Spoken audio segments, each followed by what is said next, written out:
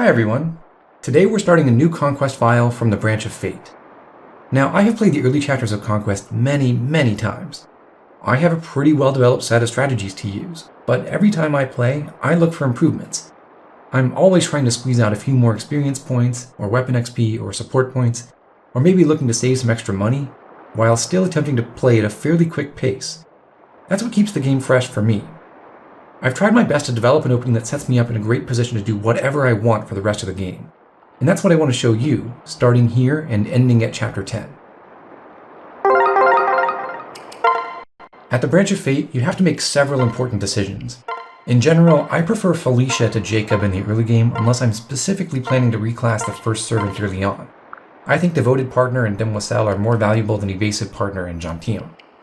For Boon and Bane, I like Clever and Unlucky. And for Corrin's talent, there are several good choices, but if you're not sure what you want to do, Dragon is never wrong. Of course, there's one more decision to make. You have to choose a side. We want to play Conquest, so naturally we're picking Nor. But this decision is more than what it seems. Every once in a while, your choice may take you down a path you did not intend. We're about to learn that firsthand as we leave behind everything we've earned and take our first steps into a shadowland called the No-Growth Zone.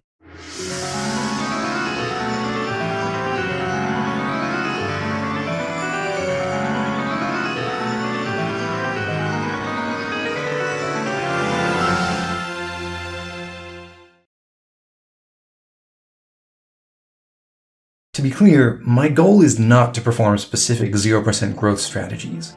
Rather, I want to replicate all of my usual tactics, but without the benefit of any stat growths. The money I normally save will have to be spent on a whole lot of tonics. The character who's hurt the most by 0% growths is Corrin. However, he's still an essential part of the team.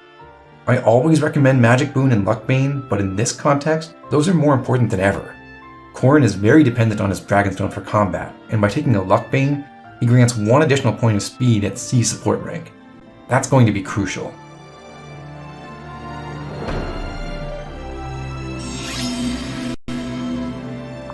The map objective is to defeat 4 out of 5 opponents. Sakura is worth far less experience than the other 4, so she's the one we'll leave for last.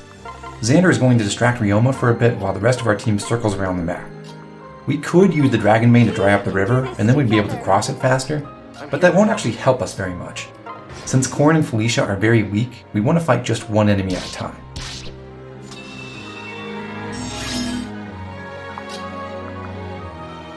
Elise is free to use as many free staff charges as she wants. Each of the Norian royals gets a completely refreshed inventory when they eventually join for real. These inventories don't matter. They also get absolutely no experience, so every kill should be fed to Corrin or Felicia.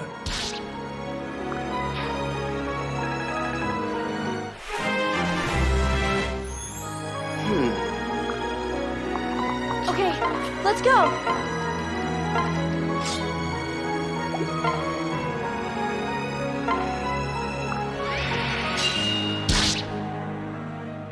Camilla can use Felicia's Dual Strike to weaken Hinoka further, and that gives Felicia some extra experience. However, Felicia doesn't earn any weapon experience from this. I only recently learned that the flag that prevents the siblings from earning experience here also negates weapon experience for every party to the battle, even if it's Felicia or Corrin who are dual striking. Leo's parrot bonus combines with Camilla's personal skill to make sure Felicia barely survives Hinoka's attack.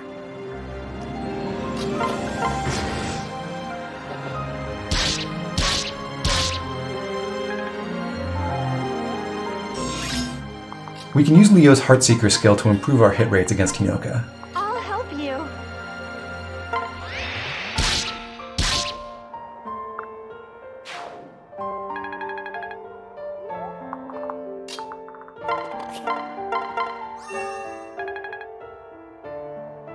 Let's go!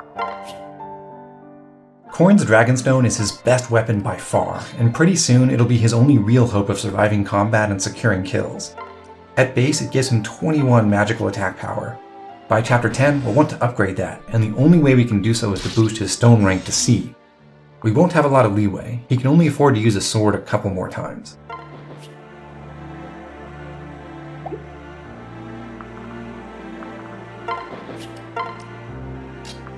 Our next target is Yukimura. We can bait him into attacking Felicia, and if we put Leo in the right position, we can make Yukimura apply Heartseeker to himself. It'll be fine.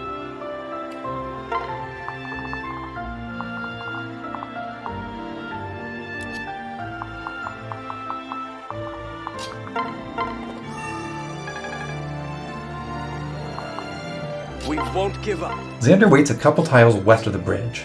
This way we can control exactly where Ryoma ends up after Xander drags him toward the rest of the team.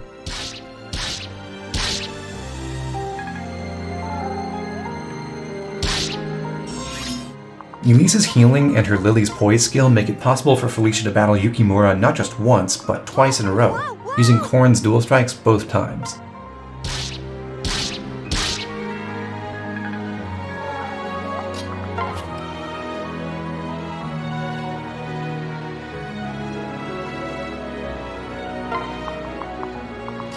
Because Corrin is exceptionally weak, we have the option to have Camilla attack Yukimura using Felicia's support, and that would give Felicia some extra experience. But I'm not going to do that because it's not something you can usually achieve in normal gameplay. Corrin will be too strong, and we want Corrin to have this kill. Intriguing.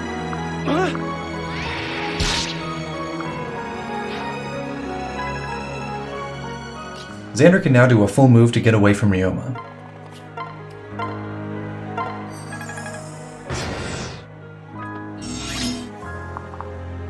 We can do this together. We've got this. Although we don't want to defeat Sakura, we can still attack her while we wait for Ryoma to arrive. Corrin's going to be a little more accurate against her using Yato, but after this turn, we'll want him to use his Dragonstone full time.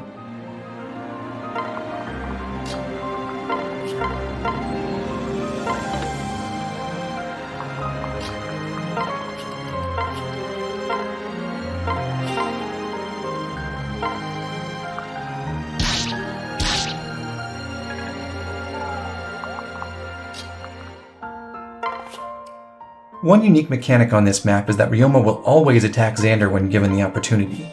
Therefore, it's okay for Felicia to stand in Ryoma's attack range, as long as Xander's there too.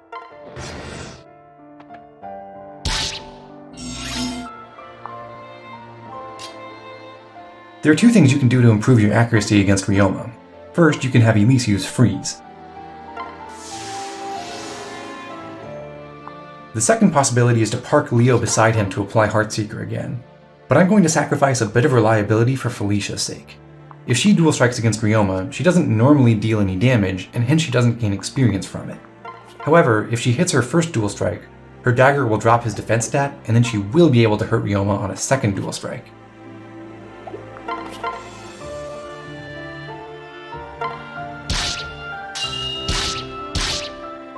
Don't worry about Leo, he'll get better. Now, if Camilla tries to use Felicia's dual strike, that won't work. When a character acts on player phase, their auras temporarily stop applying to allies, even if they don't actually move. Therefore, Rose's Thorns won't increase Felicia's damage when she dual strikes for Camilla, but when Felicia supports Xander, it will. Note that I've avoided accidentally killing Ryoma by having the two brothers act in the wrong order. Leo's personal skill makes him deal more damage against targets who are wounded, whereas Xander's works against targets who have full HP. Fine. Felicia can get even more experience by chipping Sakura again. We're reserving the boss kill for Corrin so that he can reach level 10, which is pretty useful. If we earn Dragon Fang now, we can take it off before Chapter 7 starts, making that battle a lot more consistent. Don't be fooled.